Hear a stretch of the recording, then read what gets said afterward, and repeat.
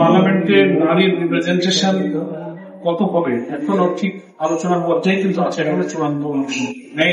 আমরা তো জাতীয় সংসদে নারীদের প্রতিনিধিত্বের পক্ষে ধরনটা সম্পর্কে কারো সরাসরি ইলেকটেড হবে না সংরক্ষিত আসন থাকবে এটা নিয়ে আমাদের মধ্যে কিছু আলোচনা আছে। আমাদের 91 সালের নির্বাচনে পার্লামেন্টে আমাদের নারী প্রতিনিধিত্ব ছিল। 2001-এ আমরা ছিলাম, আমাদের সঙ্গে নারী এমপিরা জামাত ছিল। ফলে আমরা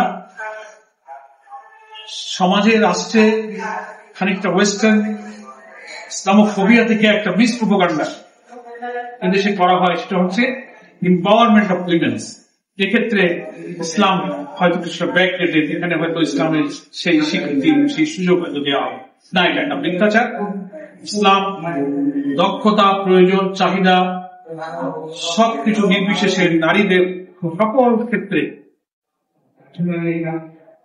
তার দক্ষতা, পারফরমেন্স আর এফিসিয়েন্সি দেখাবার সমস্ত সুযোগ।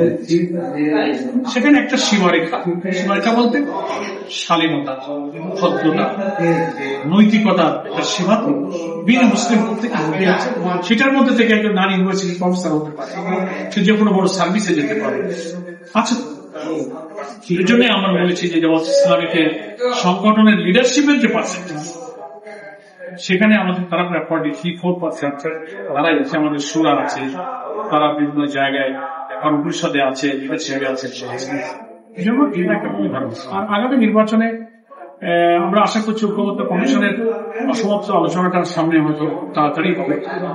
সেখানে আমরা আমাদের ভূমিকা রাখবো এবং নারীদের অংশগ্রহণটা কিভাবে আমাদের জন্য দেশের উপযোগী করে যথার্থ করা যায় আমরা সেখানে প্রয়োজন রাখবো এবং সেখানে আমাদের অবদান আপনি যেটা বলছেন যদি আমি প্রচলিত নিয়মিত তো যে কেউ ইলেকশনে দাঁড়াতে পারে, পুরুষ এবং মহিলা।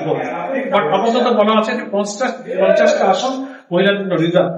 এইখানে 100 করা না করা নিয়ে আলোচনাটা আমার দল থেকে, সেটা আমরা দলের মধ্যে আরো আলোচনা করি। সুযোগ তো আইনে আছে, আমরা দলগত ভাবে আমরা এখানে অংশগ্রহণ ভোটের মাধ্যমে হয়ে আসা করবো কিনা আমরা